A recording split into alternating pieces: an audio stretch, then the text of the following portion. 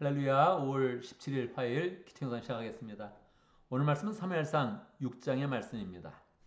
사무엘상 6장에서는 법궤에 대한 그런 이야기가 흥미진진하게 전개되고 있습니다. 법궤는 무엇이냐?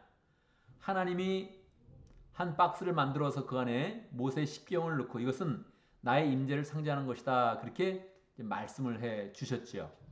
그래서 법궤는 성전 중에서도 지성소 안에 있으면서 하나님의 임재를 상징하는 것이었습니다. 근데 이 법궤가 지금 블레셋에 빼앗겨 있는 그런 상태입니다. 그렇다면 하나님의 임재를 상징하고 하나님 자체를 상징하는 이 법궤가 과연 어떻게 될 것입니까? 5장에서 벌써 하나님은 이미 블레셋에서 하나님의 영광과 능력을 풍성히 나타내셨죠. 그것을 완전히 여러 가지 병을 통해서 그들을 심판하시고 하나님의 그런 그 권능을 나타내셨습니다. 블레셋 사람들은 이 법궤가 참으로 골치 아프게 됐습니다. 여러분 참 신기하지요?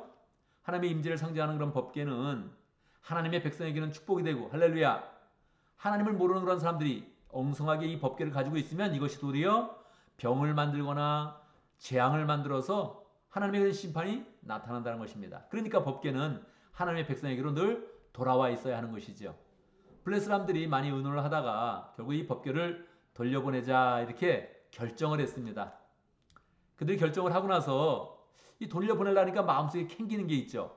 혹시 우리가 잘못 판단한 것은 아닌가? 정말 이 법궤가 하나님의 임재를 상징하는 것이며 성적인 성물인가? 성스러운 그런 물건인가? 이렇게 생각을 이제 하게 되면서 마지막으로 체크를 하게 되었습니다. 어떻게 체크를 할까요? 이 법궤를 돌려보내자. 이 수레 법궤를 싣고 이 소가 이거를 수레를 끌면서 이제 이스라엘 땅으로 돌려보내자 결정을 했습니다. 그런데 그냥 해보면 혹시 모르니까 새끼를 낳은 암소를 이제 이 법궤를 끌게 한 것입니다. 그러고 나서 새끼를 붙잡아 두는 거예요. 그러면 새끼를 낳은 그런 암소가 어떻게 하겠습니까? 분명히 가다가 새끼 때문에 되돌아오겠죠. 그래서 이 블레셋 사람들이 마지막 점검을 하는 것입니다. 새끼를 낳은 그런 암소에다가 이 수레를 끌게 하고 거기에 법궤를 싣고 이스라엘 땅 베스데메스라는 곳으로 보냈죠. 결과는 어떻게 됐을까요? 이 암소가 울면서도 터벅터벅 그 베스메스 땅으로 이스라엘 땅으로 가게 된 것입니다. 블레셋 사람들은 마지막까지 그걸 지켜보면서 야, 우리 결정이 맞았구나. 법궤는 역시 하나님의 백성에게 가야 하는구나 하는 것을 알게 되었죠. 여기서 우리는 배워야 됩니다. 여러분, 짐승과 같은 그런 소도 하나님의 그런 명령을 따르고 하나님의 말씀을 순종하여서 걸어간다는 것입니다. 새끼가 있을지라도 눈물을 흘릴지언정 하나님의 말씀을 따른다는 것이죠. 만물의 영장이고 하나님의 형상을 가진 우리가 어떻게 하겠습니까? 하나님의 말씀을 잘 따라야겠지요. 자, 그리고 나서 이제 결과는 어떻게 됐습니까? 베스메스에 있는 그런 사람들이 딱 보니까 블레셋에 있어서 법궤를 씌우는 수레가 막 오는 것입니다. 너무너무 좋아했죠. 기뻐해서 거기서 서로 통해서 번제를 드리고 그리고 기뻐하면서 하나님께 영광을 돌렸습니다. 그런데 이 베스메스에 있는 그런 사람들이 이 법궤 안이 궁금했던 거예요. 이게 박스고 그 안에 이제 십계명밖에 없습니다. 그런데 이 법궤는 덮개가 있거든요. 덮개를 속죄소 또는 시온소라 그럽니다. 거기에 하나님이 좌정에 계신 거거든요. 거기에 항상 속죄의 제물을 이제 잡아서 피를 뿌리는 그런 가운데 하나님 앞에 회개로 나가야 되는 것이죠. 그런데 이 베스메스 사람들이 궁금해서 뚜껑을 그냥 열어본 겁니다. 속죄소를 열어버린 거예요. 회개 없이 피해 제사 없이 그냥 이 속죄소를 확 열어버린 것입니다. 하나님의 영광이 그들을 심판하면서 거기에 사람들이 죽었다 그렇게 이야기합니다. 어떤 사본에는 5만 7천 명이 죽었다 이렇게 이야기하고요. 어떤 그런 사본에서는 이제 5만 명이 너무 많으니까 70명이 죽었다 그렇게 기록하고 있죠. 19절의 말씀이죠. 교회 안을 바라보다가 거기서 많은 사람들이 죽게 된 것입니다. 그들이 깜짝 놀랐죠. 깜짝 놀라서 야, 이 법궤를 우리 땅에는 못 두겠다. 그래서 기랏 여아림 주민들에게 이 법궤를 맡아주시오 하고 그것으로 이제 보내게 된 것입니다. 이 말씀에서 우리는 무엇을 배웁니까? 하나님께 나갈 때는 우리의 의지로 막 나가는 게 아닙니다. 항상 하나님의 은혜 가운데 예수 그리스도의 은혜 가운데 나가야 우리가 보호하심을 입는 것이죠. 우리가 그냥 하나님을 만나면 죽을 수밖에 없다. 우리의 본성이 죄인이라는 것을 늘 깨달으면서 우리가 하나님께 나갈 때는 회개로 나가고 예수 그리스도의 은혜로 나간다면 속죄서의 덮개가 딱 덮여진 것처럼 나간다면 이 법궤는 우리에게 평강을 주며 은혜를 주며 하나님의 축복을 주실 것입니다. 그래서 늘 우리는 하나님께 나아갈 때 기쁨으로 나아가지만 회개로 나아가며 예수의 은혜로 나간다, 이렇게 마음을 먹으면 좋겠습니다.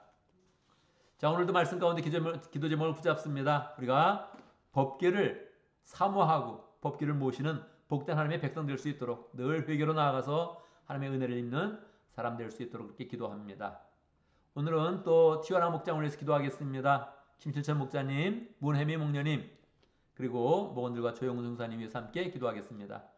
김실천 목자님은 이제 한국에서 돌아왔고요. 문혜미 목녀님은 아직도 약 한 3달 정도 더 한국에서 머물다가 아이들과 함께 있다가 이제 돌아오게 됩니다. 모든 일정에 하나님께서 함께 해주시고 목장을 축복해 주시도록 기도합니다. 교회를 위해서 기도하는데 우리 교회 하나님께서 새로운 사람을 보내주시도록 하나님께서 보내주시면 우리가 잘 맞이할 수 있도록 그렇게 함께 기도하겠습니다. 제가 먼저 기도하고 함께 기도하는 시간 갖도록 하겠습니다. 기도합니다. 할렐루야. 우리 주 하나님을 찬양합니다.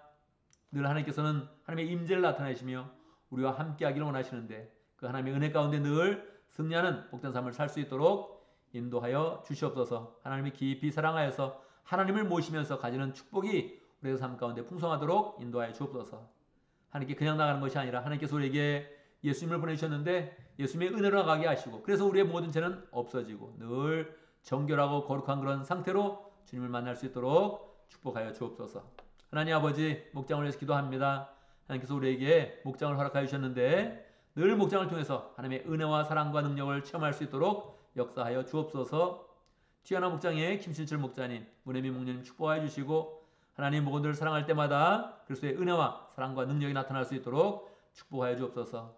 김신철 목자님 또 혼자 생활할 때 잘 생활할 수 있도록 인도하시고 또 주의 능력을 풍성히 나타내는 복된 삶을 살 수 있도록 인도하여 주시며 목장을 잘 세워갈 수 있도록 축복하여 주시고 혜미 목녀님 한국에서의 모든 생활을 은혜롭게 인도하여 주시고 신앙 가운데 붙들어 주시옵소서. 목원들도 축복하여 주시고 함께 모일 때 기쁨과 은혜가 넘치게 해주시고 조영훈 선교사님 멕시코 지역에서 열정으로 사역하고 있습니다. 교회도 개척해서 열정으로 사역하고 있는데 그 모든 사역 가운데 함께 하시고 영원 구원하여 제3의 삶을 살 수 있도록 축복하여 주옵소서. 하나님 우리 교회를 축복하여 주시되 새로운 사람들을 보내주시고 또 새로운 사람을 만날 때마다 하나님이 보내신 사람인 줄 알고 우리가 잘 영접하며 영원 구원하여 제3의 삶으로 공채를 세워가며 하나님께 영원을 줄 수 있도록 축복하여 주옵소서. 오늘 하루의 모든 일정 가운데 함께 해주시고 주님과 동행하며 우리 그런 삶이 복된 하루 될 수 있도록 축복하여 주옵소서. 예수님의 이름으로 기도드리옵나이다. 아멘.